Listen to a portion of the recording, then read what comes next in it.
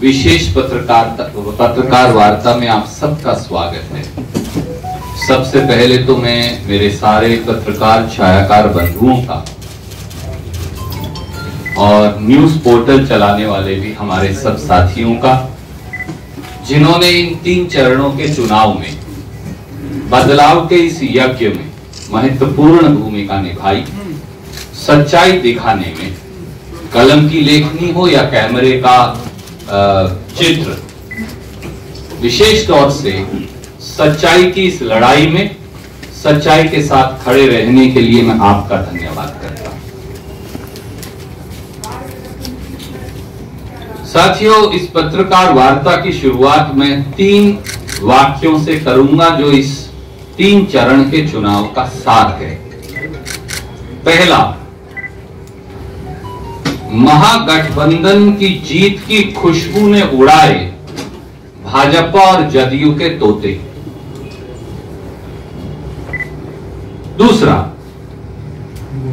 नीतीश बाबू की निराशा और महागठबंधन की आशा है एक बड़े बदलाव का सूचक। और तीसरा,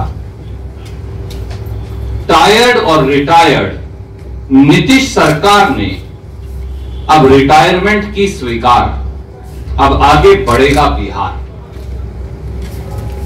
तीसरे चरण का चुनाव प्रचार खत्म होने के साथ साथ महागठबंधन के चुनाव की सौंधी खुशबू आ रही है। इस खुशबू में उम्मीदें हैं युवाओं के रोजगार की, किसान की कर्ज माफी की, फसलों के दाम की, अपराध पर लगाम की, बेहतर शिक्षा और स्वास्थ्य की, नए उद्योग और धंधों की, प्रवासी मजदूरों के लिए आशा की एक नई किरण की। साथियों, इतिहास साक्षी है कि बिहार ने हमेशा देश की राजनीति की दशा और दिशा बदली है।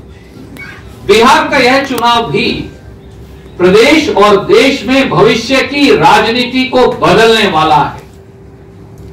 बिहार ने फिर उद्घोष किया है, प्रदेश और देश से जाति और धर्म के विभाजन को तोड़कर, विभाजन और बंटवारे वाली पार्टियों के दामन को छोड़कर विकास, तरक्की, रोजगार, रोटी को दलों और चुनाव की का मुख्य मुद्दा बना दिया। नीतीश कुमार और नरेंद्र मोदी जी की जोड़ी ने अपनी नाकामी पर पर्दा डालने के लिए चुनाव को जाति धर्म में बांटने का भरसक प्रयास किया। यहां तक कि वो पाकिस्तान की शरण में भी चले गए।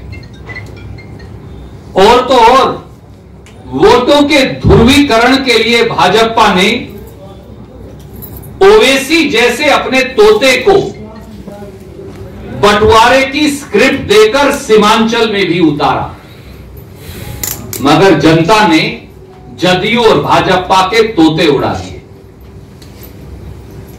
नीतीश बाबू ने तो हमारे आदरणीय हैं, हम उनका सम्मान करते हैं क्योंकि बुजुर्ग हैं।